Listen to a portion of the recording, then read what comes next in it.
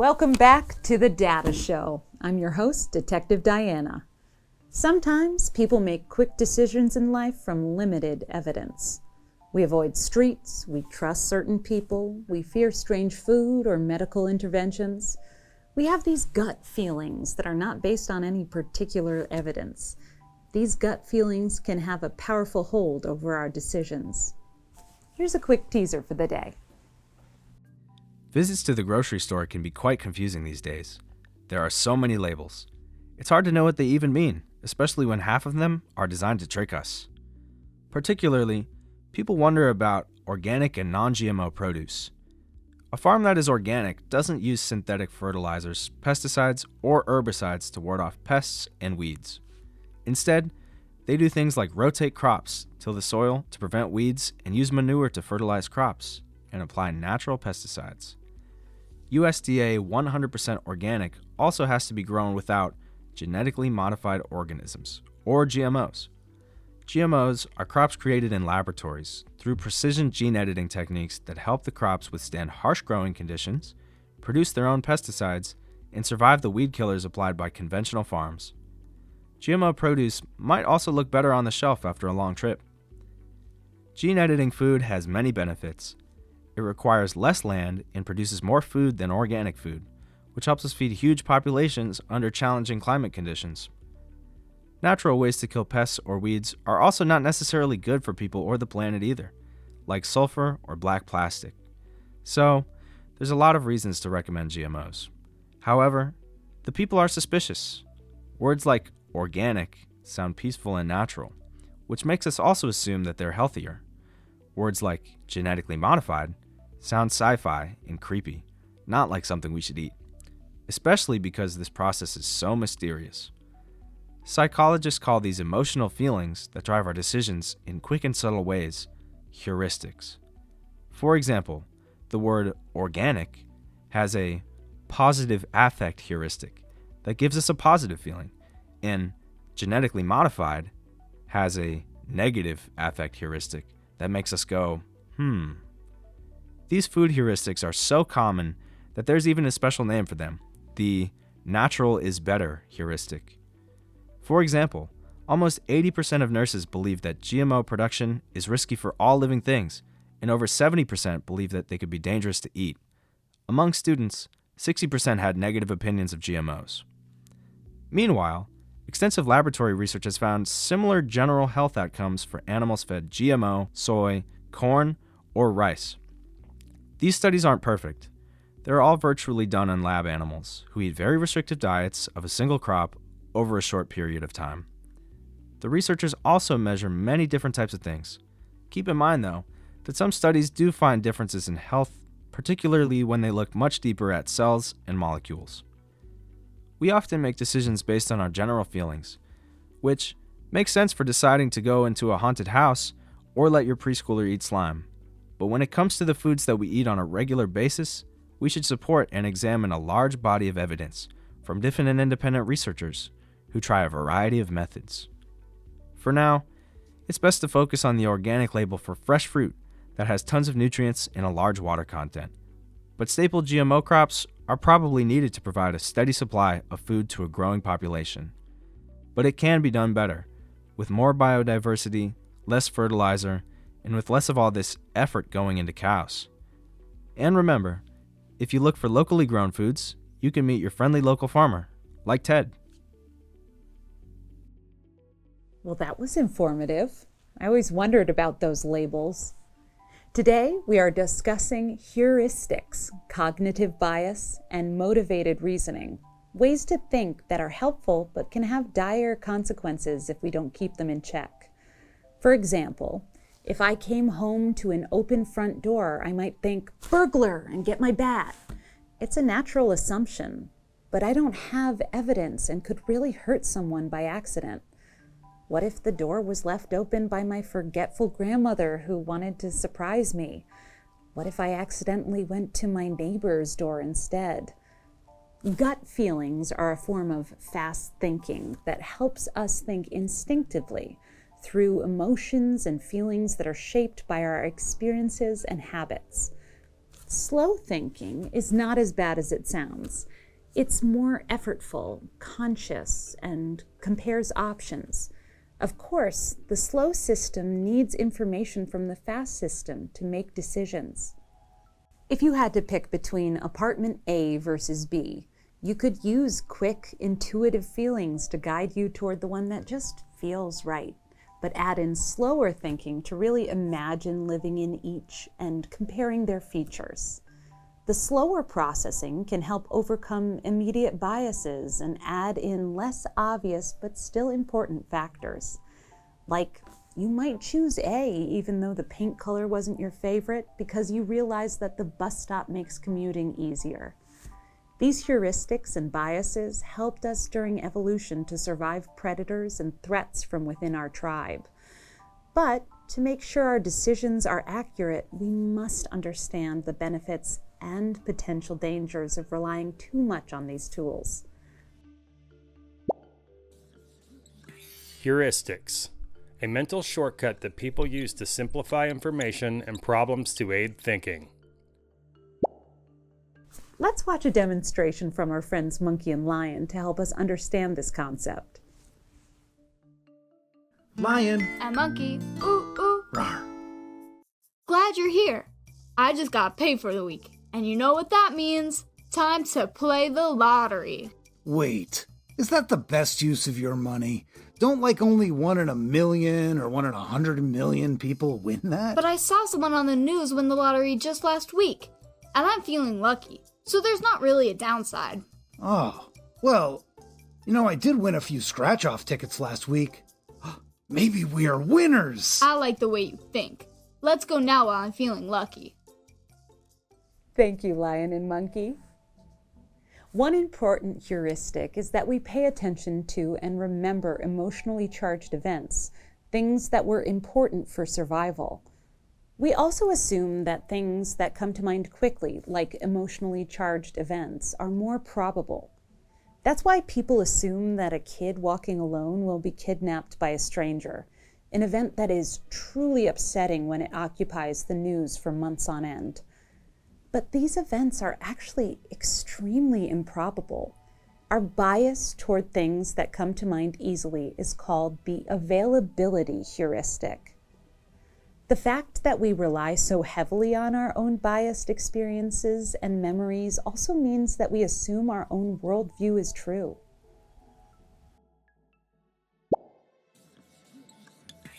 Cognitive biases. Aids for thinking that introduces errors because they are not always rational, accurate, or objective. We assume what we've learned is veridical and applies to others, even if they've led very different lives. We pay attention to and agree with information that supports our beliefs and ignore or refute information that flies in the face of them. This is called the confirmation bias. Mental shortcuts like affect heuristics, availability heuristics, and confirmation bias help our minds organize a complex world into something coherent that makes sense and helps us make quick decisions. It's a good thing, but we have to apply our expert detective skills to check ourselves, because these tools can also prejudice us against people who did nothing wrong. Here's a real-world example. Many Americans remember exactly where they were on the morning of September 11, 2001, when terrorists hijacked planes and flew them into the World Trade Center. It's a good thing to honor the lives of people that we lost and to look for ways to keep our planes and their passengers safe. What's not good is the damaging and inaccurate association that September 11th created in Americans' minds between Arab or Muslim people and physical violence or danger. This year, there were almost 2 billion followers of Islam in the world. This is similar to the number of followers of Christianity this year, 2.4 billion. But even in Arab nations, people do not support terrorism or the groups that incite it. In a survey of 12 Arab nations, 89% of the people felt negatively about ISIL, the violent jihadist terrorist organization, with only 5% reporting positive feelings. Being religious did not change these numbers. Over 3/4 of American Muslims are concerned about Islamic extremism, which is the same percentage of concerned Americans as a whole. So, The vast majority of people who follow Islam as a religion are just regular people who are not terrorists and do not even approve of terrorist groups or actions. Despite this agreement that violence is only advocated by a minority of Muslims and Christians, about half of Americans worry about being a victim of terrorism, even though it is very unlikely. Since 2001, fewer than 0.01% of U.S. deaths are attributable to terrorists, including violence from white nationalists.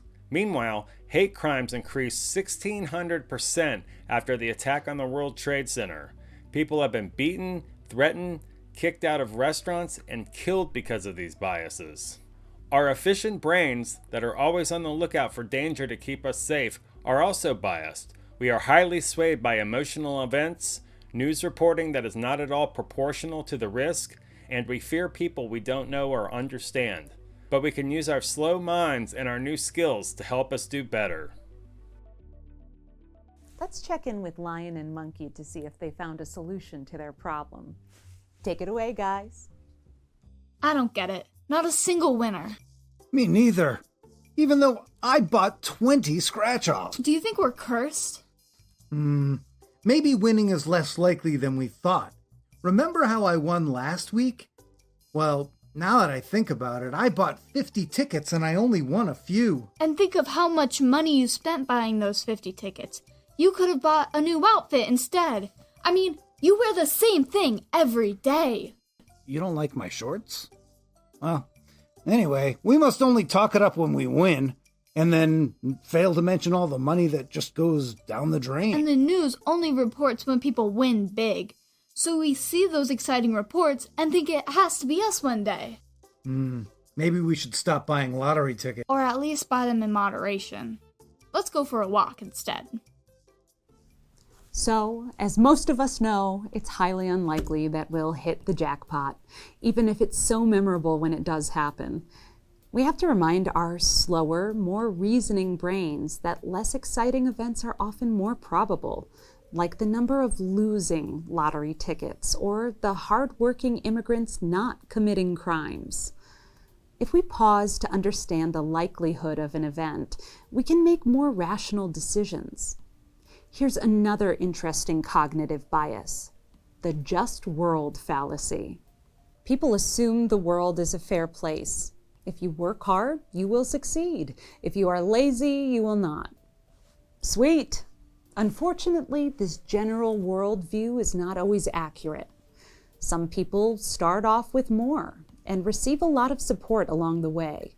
Others start with little, don't get much support, and face unique obstacles and bad luck, even when they work hard. Research has shown repeatedly that forms of success like job security and wealth are tied to the luck of the draw regarding the neighborhood and family you were born into or your race. The median income for Black households in the U.S. was $48,297 in 2021. Compare that to white households, $77,999. Students from less advantaged neighborhoods have 3.6 fewer points on the SAT than those from advantaged neighborhoods with wealthier residents. That sounds small, but it's twice the difference between students who went to a public versus a private school. For sure, ability and hard work influence how well we do. The trick is to avoid assuming the opposite, that people without such success did not work hard. Hard work produces a variety of outcomes that depend a lot on where you start off. Oh, Farmer Ted, you surprised me. Well, maybe you're slipping, Detective. What's up with you? Oh, well, the farmer's market was basically empty today because of rain. So I'm here. What's happening here? We just started talking about the just world fallacy. The just world fallacy is a bias in thinking where people assume good things happen to good people and then assume successful people work hard and less successful people don't. People fail to notice how much successful people are supported in their journey or the structural issues that make it hard for people in poverty to get ahead, even when they work hard. Yeah, I think I can relate to that. Ooh, you have an example? Well, sort of. Yeah, it's not about poverty per se, but about how people view farmers, since I'm a farmer. Let's hear it. In my farm community, there are huge factory farms and small family farms like mine. Family farmers work their butts off all year to plant, maintain, and harvest crops, but they can't control the weather or international trade.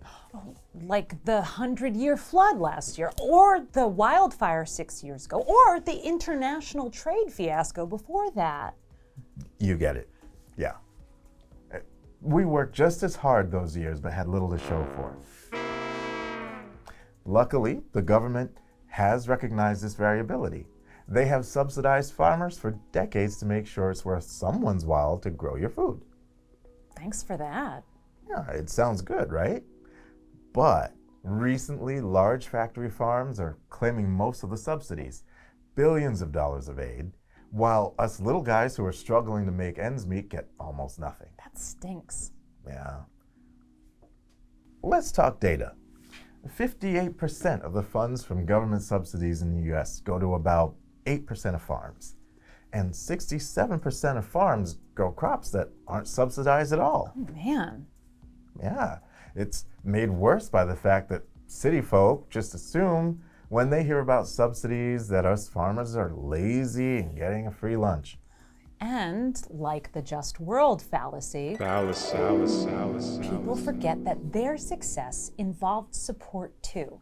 For example, my parents paid for my college and helped pay my rent and car payments when I was out of work. Don't judge. Mm-hmm. Right. Cognitive biases and just world fallacies aren't just academic abstractions. There are very real effects of these shortcuts. For sure. Thanks for all the relevant examples, Ted. I'll have to call my parents this weekend and thank them for all of the support. Yeah, they'll love that. Well, I'm off. Time to check on my sourdough. So interesting, Ted. Thinking that people who are struggling or receive assistance are bad, lazy, or undeserving isn't evil. It reflects a cognitive bias that all of our minds possess.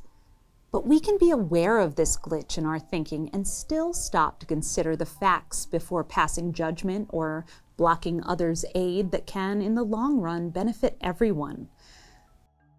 Another way our brains simplify the world is to assume our beliefs are right. We only notice evidence that supports our views and ignore or discredit evidence that undermines them. We call this motivated reasoning, a biased form of processing information that helps people reach their preferred conclusion. Here's an example of motivated reasoning that's been around for almost as long as the written word. The story of Job from the Old Testament. Job was kind and hardworking, but also very unlucky. Thousands of years ago, the devil bet God that people were only good because God rewarded them for their good deeds. If God took away the things people loved, the devil bet that they would stop being good and turn evil. God agreed to the bet. He told the devil to find a good man and take away everything that made him happy. If that good man turned to evil, then God would agree with the devil's prognosis. That, unfortunately, is where Job came in. Job was a good guy, beloved by his family and neighbors, with plenty for the devil to mess with. First, the devil hired raiders to steal Job's cattle. Job's friends were not exactly supportive when they heard of his misfortune. They assumed he must have done something wrong to earn this bad luck. Job insisted that he was good and there must be a mistake, but the devil was just getting started. The devil set his fields on fire. Then he added a plague, just for fun. For his last trick, the devil knocked over Job's house onto his children. Job was so upset, he wanted to know why he was being punished. According to God's plan, good people should get good things and bad people should get bad things. Then his friend, Elihu, wondered if he was just unlucky. Elihu reasoned that God gave us a beautiful, complicated reality in which sometimes things just happen. We have to do good because life is hard and sometimes random, and we have to help each other get through it. Job listened to his wise friend Elihu and continued to be a good person even though he lost everything. God won his bet against the devil. To reward Job for his patience, God returned everything that the devil had taken. Job's cows found their way home, his crops grew back taller and healthier, and his wife gave birth to a new batch of children for Job to love. So you see, Job was willing to accept in his humble way that sometimes life goes terribly. Instead, his friends adopted the just world fallacy to explain his bad luck. They insisted that he must have done something wrong to heap his misfortune upon himself. It's comforting to believe people get what they deserve. Surely some good things happen to good people and bad to bad. But on the flip side, we can't assume something about people's true nature from their luck. We need to walk a mile in someone's shoes to understand their life. Today, we've added to the idea that evidence-based reasoning requires evidence, and a lot of it, of good quality. But we should also be aware that our fast, intuitive ideas suffer from heuristics and biases. These are usually efficient and helpful, but they impact our decisions and how we see other people. To make the most accurate decisions, we sometimes have to stop, question our assumptions, and look for that evidence. Brains are amazing and fast, but imperfect, so there's always more to learn. That means another session of data detective training in our future. See y'all next time. Case closed.